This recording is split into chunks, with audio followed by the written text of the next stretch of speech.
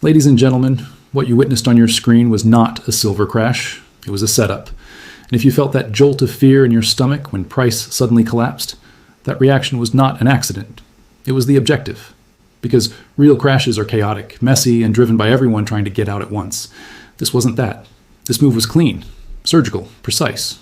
Silver didn't drift lower. It didn't roll over on bad news. It was shoved off a cliff in minutes at a time when most of the world was asleep, when liquidity was thin, and when fear could spread faster than logic. That alone should make you stop and think. Ask yourself this. Who benefits from smashing the price in the dead of night? Who sells size into an empty market unless they're either forced or setting a trap? Because while your screen was flashing red, something far more important was happening underneath the price. The metal wasn't being abandoned. It was being absorbed, quietly, aggressively, completely. This wasn't the market voting silver down. This was weak hands being shaken out so stronger ones could step in. And by the time the headlines screamed crash, the real buyers had already finished loading up. If you think this story is about panic, you're already looking in the wrong direction. This story is about who stayed calm, who had the capital, and who walked away owning everything after the dust settled. What most people never understand about a move like this is that the selling you see on the screen is rarely the selling that matters. Price doesn't collapse because everyone suddenly changes their mind at the same time.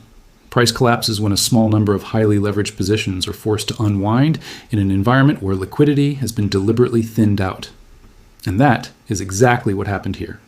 This was not a wave of fear. It was a mechanical failure. A pressure point was hit, and the system responded the only way it knows how, by liquidating anything that couldn't defend itself. The timing tells you everything. This didn't happen during peak trading hours when real buyers and sellers are active. It didn't happen when physical dealers were setting premiums or when institutions were rebalancing portfolios. It happened in the quiet window when order books are shallow, bids are sparse, and even modest selling pressure can move price violently. That's not coincidence. That's design. In thin liquidity, price doesn't reflect value. It reflects urgency. And urgency is exactly what margin systems create. Somewhere in the system, one or more large players crossed a risk threshold. It could have been a value at risk limit, a margin requirement, or a volatility trigger embedded in a risk engine. The specifics don't matter. What matters is what happens next. Once that line is crossed, human judgment disappears. No one asks whether selling here makes sense. No one considers fundamentals, physical demand, or longer-term positioning.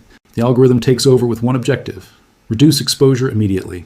It sells at market. It sells into emptiness. It sells without regard for price. That's the first phase of the trap. Forced selling creates a sudden air pocket. Price falls not because buyers disappeared, but because bids were never there to begin with. In normal conditions, those orders would be absorbed. Market makers would step in, spreads would widen, and the damage would be limited. But this wasn't a normal moment. Liquidity providers pulled back because volatility itself became the risk. When uncertainty spikes, the safest trade for a market maker is no trade at all. As price starts to fall rapidly, the second phase activates, stops. Not emotional stops, but mechanical ones. Risk limits, delta hedges, gamma adjustments, all of them fire automatically. Each tick lower forces another sell decision somewhere else in the system. Not because anyone wants to sell, but because the model demands it. This is where the move accelerates. Selling creates more selling. A feedback loop forms. The chart looks like panic, but it's really math. This is why the retail panic narrative collapses under scrutiny. Retail investors Don T all wake up at the same moment and hit sell within seconds of each other. They don't trade size large enough to move global prices instantly, and they certainly don't coordinate their fear around a specific timestamp. The speed and precision of the drop expose the truth.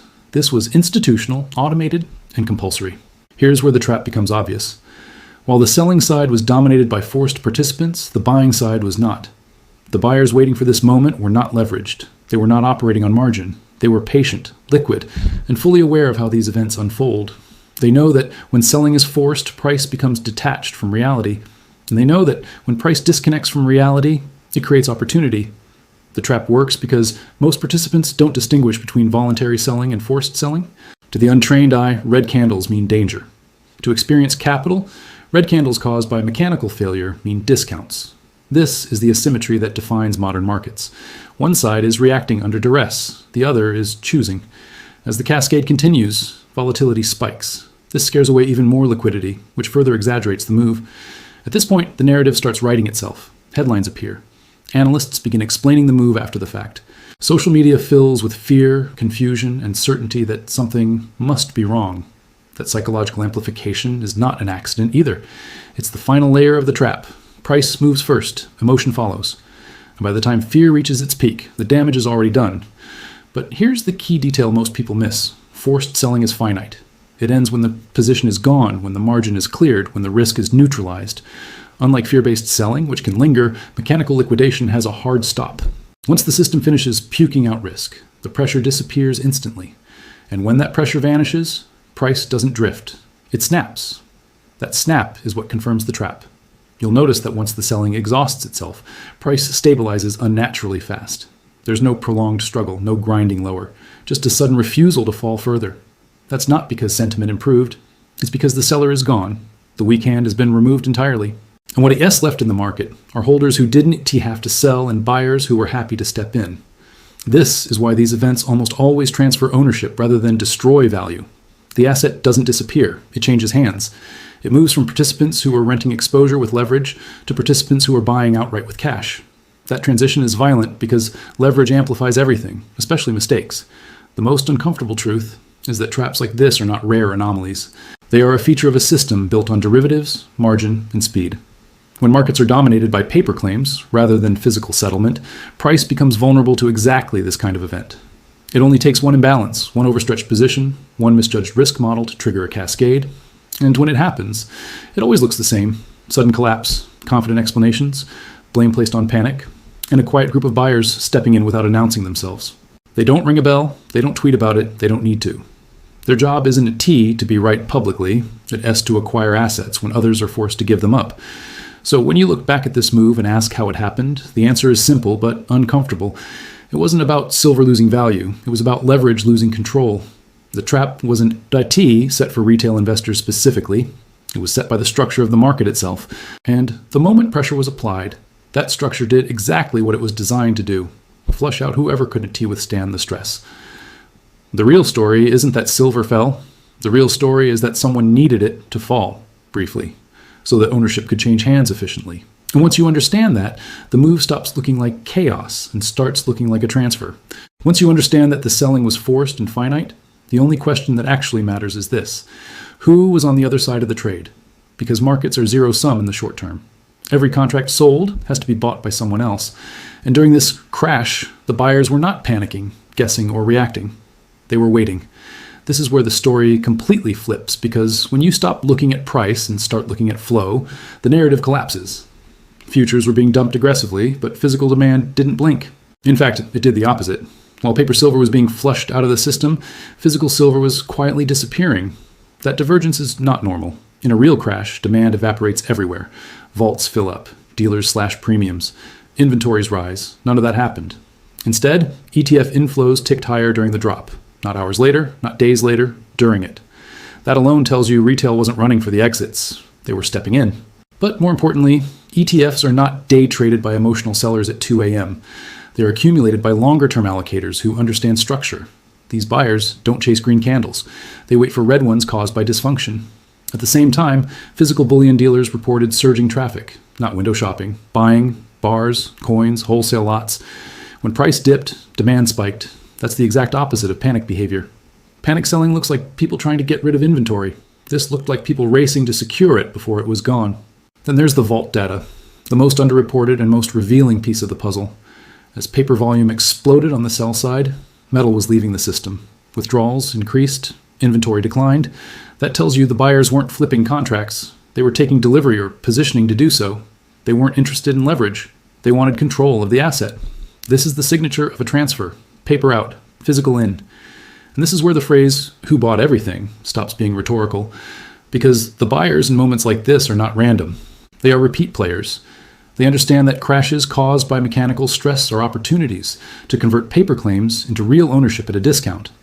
They know that once the forced sellers are gone, price behavior changes, often violently. There are 3 categories of buyers that consistently show up in these moments. The first is institutional capital that missed the prior move. Funds that wanted exposure but refused to chase price. They let leverage do the dirty work for them. They don't need perfect timing. They just need exhaustion. The second is industrial and strategic buyers. These players don't care about charts. They care about supply security.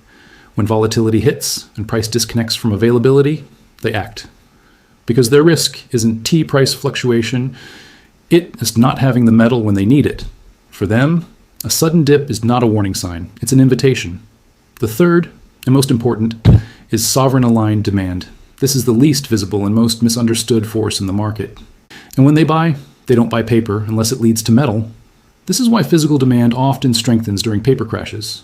Now think about what that means psychologically.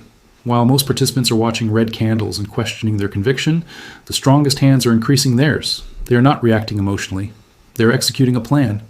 And that plan assumes that price weakness caused by forced selling is temporary, but ownership gained during it is permanent. This is why these events always feel unfair in hindsight. They were renting exposure with borrowed money. The people who won were waiting for exactly this moment, a moment where urgency overrides valuation. There's another subtle detail here that matters. When buyers absorb this much supply without pushing price higher immediately, it means they are not competing with each other. They're being filled quietly, patiently. That suggests coordination, or at the very least, shared understanding. No one is rushing because they know supply is coming to them. The sellers are the ones in a hurry.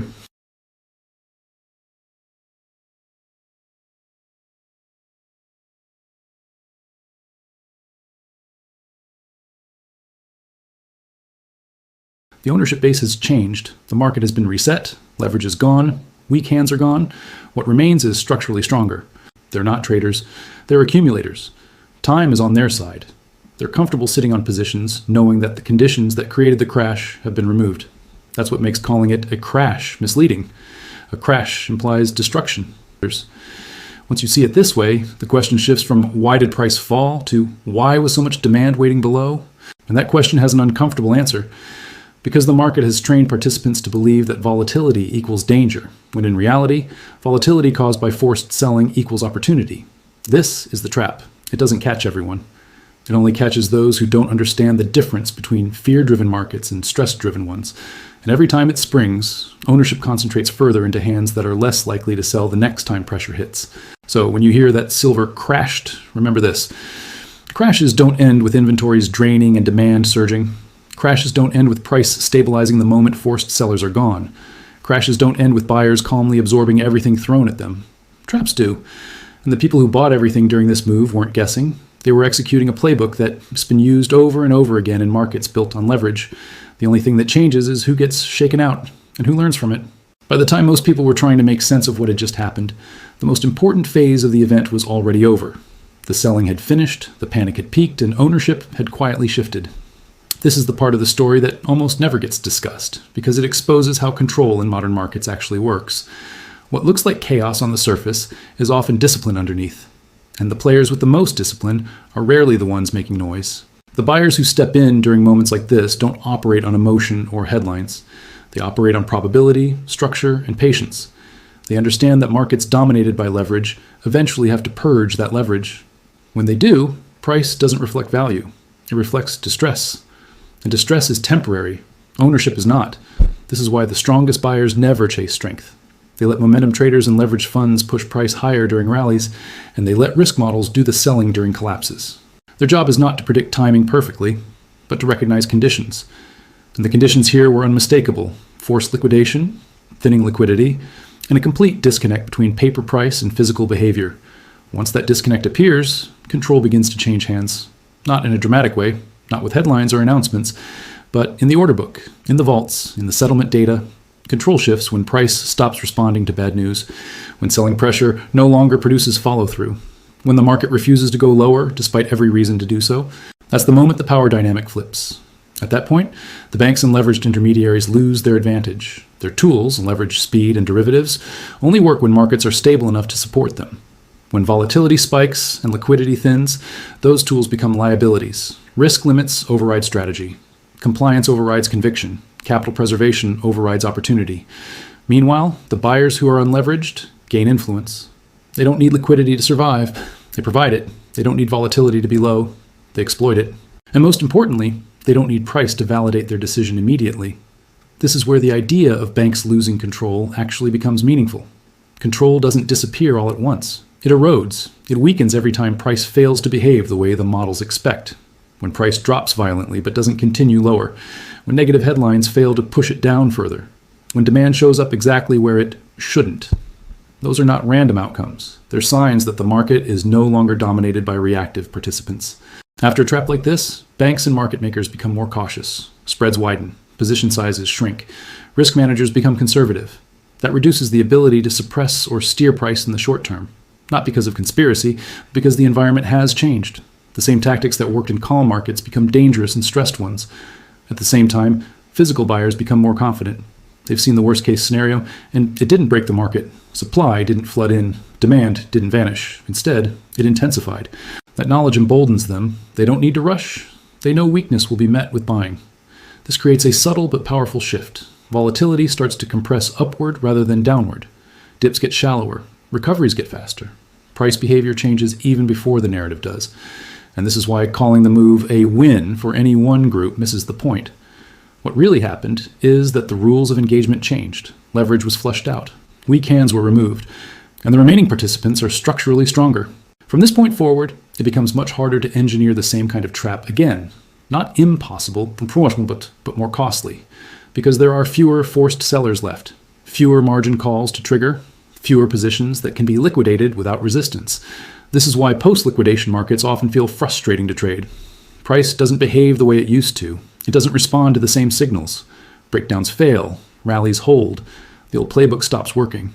That's not because fundamentals suddenly improved overnight. It's because ownership changed. And ownership is everything. When an asset is held by participants who don't need to sell, price becomes resilient. When it's held by participants who can't sell without triggering risk events, price becomes unstable. The crash you saw was not silver revealing weakness. It was silver revealing who didn't belong holding it in the first place. This is why serious buyers pay more attention to who is selling than why. Forced selling is a gift. Voluntary selling is information. Confusing the two leads to bad decisions. The banks didn't lose control because they were outsmarted. They lost control because the environment shifted against the tools they rely on. And once that happens, they adapt by stepping back. That pause is critical. It creates space for price discovery driven by real demand rather than synthetic pressure.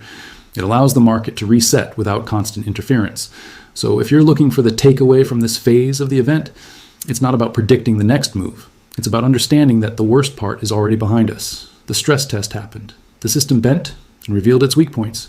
What comes next is not explosive chaos.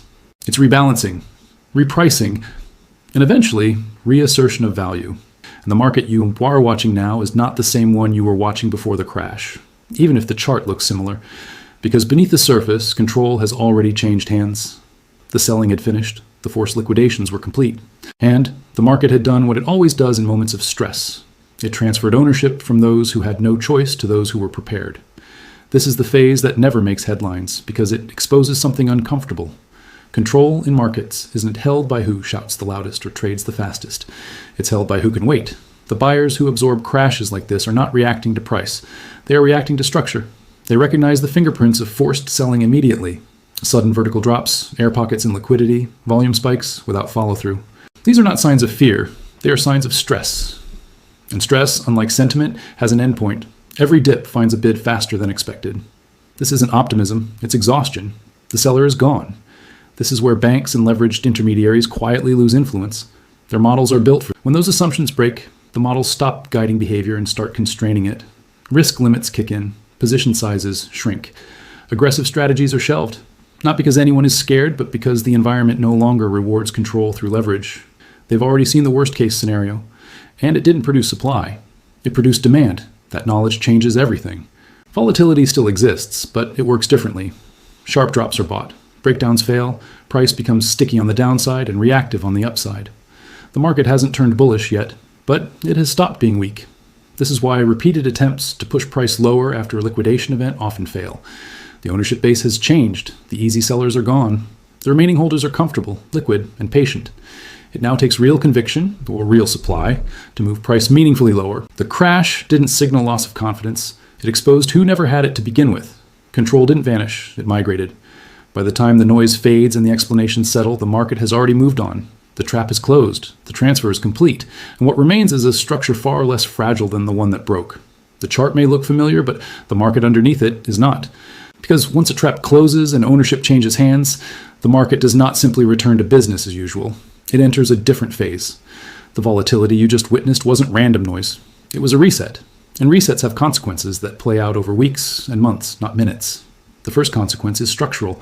Leverage has been flushed out of the system. That matters more than any technical indicator, because leverage is what amplifies both upside and downside. When it disappears suddenly, the market becomes quieter on the surface but tighter underneath. There are fewer sellers waiting to be forced, fewer stops clustered below price, fewer weak points to exploit. This is why post-liquidation markets often feel deceptive. Price may chop, it may hesitate, it may frustrate traders looking for clean signals. But beneath that frustration is every dip has to work harder to go lower because the easy pressure has already been released. Those who sold into the drop now watch from the sidelines with regret and doubt. Meanwhile, those who bought during the chaos are not eager to sell. They didn't buy for a quick bounce, they bought because the market showed its hand. That creates a behavioral imbalance that slowly tilts price upward without drama. There's no euphoria, no urgency, just a steady refusal to break down. That quiet strength is far more dangerous to short sellers than a vertical rally because it offers no easy exit. Every failed push lower erodes confidence. Headlines lose relevance. Analysts quietly move on. But price doesn't cooperate with the old story. It holds levels it shouldn't. It recovers ground without catalysts.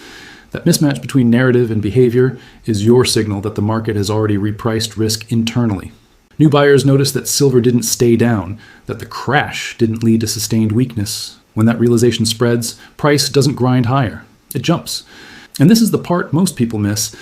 The biggest moves don't start with optimism. They start with disbelief, with people saying, this shouldn't be happening. None of this guarantees a straight line higher. Markets rarely offer that. But what it does mean is that the asymmetry has shifted. Downside is now limited by ownership structure, while upside remains open-ended. That is not a prediction. It's a condition. The final takeaway is simple but uncomfortable. The crash did its job. It removed the people who were most likely to sell at the worst possible time. It transferred control to participants who were not easily shaken. And it revealed, quietly, without announcement, that demand exists far below where fear said it should. It just needs time. Time for doubt to turn into curiosity, for curiosity to turn into participation. So when you look back at this moment, don't remember the red candles. Remember what didn't happen. Price didn't stay down. That's the signature of a trap. Successfully sprung. And the ones who bought everything aren't waiting for permission to be right. They already were.